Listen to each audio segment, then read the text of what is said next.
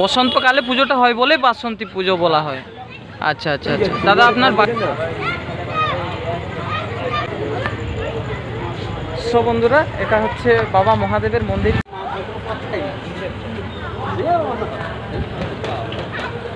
So welcome বন্ধুরা, কেমন আছো? আই হোপ তোমরা সবাই খুব ভালো আছো, আর ভালো না থাকলে বস অবশ্যই ভালো থাকার চেষ্টা করো। সো বন্ধুরা আজকের ভিডিও টাইটেল থাম্বনেল দেখে তোমরা বুঝে গেছো। আর আজকে আমি যেহেতু একটু ফ্রি টাইম পেয়েছিলাম, সে কারণে আমি এসে দেখলাম মন্দির প্রাঙ্গণে কিন্তু মা বাসন্তী পূজার যেহেতু আয়োজন চলছে, তো এখানে অনেকেই দাদা ভাইয়ের সঙ্গে কথা বললাম, তারা কিভাবে কাজ করছে কত বিষয়। সবাইকে শুভ নববর্ষের প্রীতি ও শুভেচ্ছা। সো চলো এই ভিডিওটা কন্টিনিউ করছি, বেশি বড় করছি না, লেটস গো।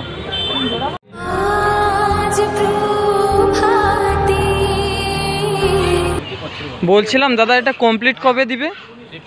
কালকের মধ্যে কমপ্লিট হয়ে যাচ্ছে। আচ্ছা, আর পুজোটাই কালকেই তো?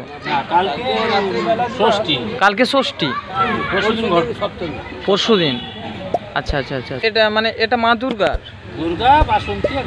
আচ্ছা, মা দুর্গা অপর মা বাসন্তী। বসন্তকালে যে পুজোটা হয় সেটা বাসন্তী বলা হয়। আচ্ছা, বসন্তকালে পুজোটা হয় বলে বাসন্তী পুজো বলা হয়। দাদা আপনার বাড়ি? বাড়ি রামনগর। রামনগর। আচ্ছা, আপনি এই কার্যকলাপের সঙ্গে কতদিন ধরে যুক্ত? 47 বছর কাজ করছি। 47 বছর। আচ্ছা আচ্ছা, এখানে এই কম্পিটিশনে ইনভলভ আছি 21 বছর। 21 বছর। আচ্ছা, তো আপনি এটার সাথে ইনভলভ মানে টোটালি আপনার অ্যাসিস্ট্যান্ট টোটাল কতজন এখানে কাজ করছেন? এখানে 2-3 জন কাজ করছে। 2-3 জন কাজ করছে, সাইড মিস্ত্রি। এটা অ্যাকচুয়ালি আপনারা কালকের মধ্যেই কমপ্লিট দিয়ে দিচ্ছেন? সন্ধ্যার ভিতর কমপ্লিট দিয়ে দিচ্ছেন। আচ্ছা আচ্ছা আচ্ছা, ওকে। আর আপনারা মানে কত রকমের প্রতিমা বানান? সব রকমেরই? দুর্গা, কালী সব। আচ্ছা আচ্ছা, মনসা, শীতলা সব, A to Z যত রকমের হয়ে থাকে। এটার উপরে রং হবে, তারপরে ওটার বস্ত্র করা হবে, এর জন্য মা বাসন্তী পুজোর জন্য রেডি হচ্ছে। আচ্ছা আচ্ছা, ধন্যবাদ দাদা, থ্যাংক ইউ।